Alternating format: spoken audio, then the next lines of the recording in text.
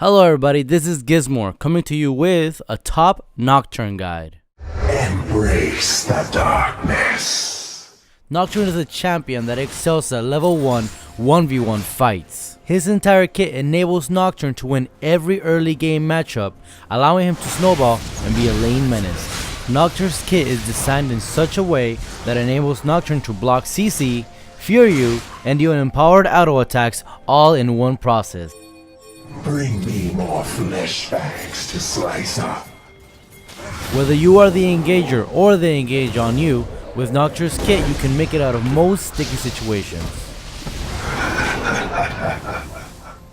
Now let's talk about his kit. Level 1 Nocturne's Q, Dustbringer, deals on-hit damage, but while on the trail, Nocturne gains an additional 15 damage. That is basically translates to 1.5 longswords. That's 1.5 longswords at level 1. Look for a level 1 skirmish between you and your enemy laner to shove them out and demonstrate your guerrilla territorial dominance. Dustbringer also gives Nocturne 50% movement speed at level 1 while on the dust trail, allowing him a speedy escape or to remain a sticky nuisance on the enemy champion. Nocturne's passive, Umbra Blades, deal 120% of Nocturne's total attack damage in an AoE area like Hydra. This allows Nocturne to sustain and push out lanes. Drawback? You might miss a couple of CS. Try using your Q along with your passive to have a very satisfying wave clear. Umbra Blades, however, are on a 10-second cooldown that can be reduced by 1 second for every auto attack landed. This is why I recommend to build Trinity Force and Blade of the Ruin King for some extra attack speed, extra passive, extra everything. Nocturne's W, Shroud of Darkness, passively grants Nocturne 20% attack speed at level 1. Shroud of Darkness active grants Nocturne a spell shield that will block the next ability dealt at Nocturne, and if proc, it will double the attack speed granted by Shroud of Darkness. That's 40% attack speed at rank 1 up to 80% attack speed at rank 5. This place disgusts me. Not only does it block an ability, say Vi's ult, but it also grants you massive attack speed to follow up.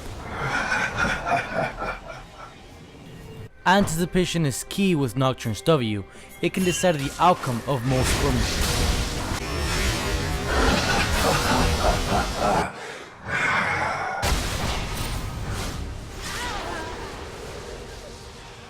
Nocturne's E, Unspeakable Horror, is a tether ability that if the target does not break, will then be feared for 1 to up to 2 seconds at rank 5. Approaching a feared champion grants Nocturne a massive movement speed boost. Think about it this way, if the enemy champion decides to engage on you, you can fear them and then deal free damage for 2 seconds.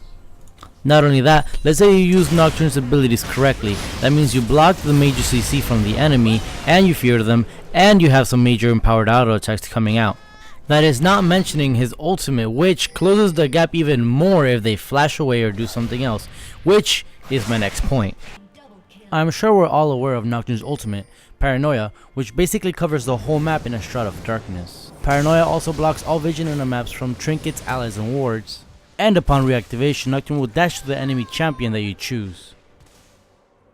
There is no escape when you play Nocturne top, at least not for your enemies. Even if they have flash up, or whatever escape mechanism they have inbuilt to their kit, with Nocturne's Paranoia you can close that gap easily. Nocturne's ultimate also works perfectly with teleport, for even if they see you coming, there is no way they can escape Paranoia. Something to be aware of when you activate Nocturne's ultimate is that you can still activate his other abilities mid-dash.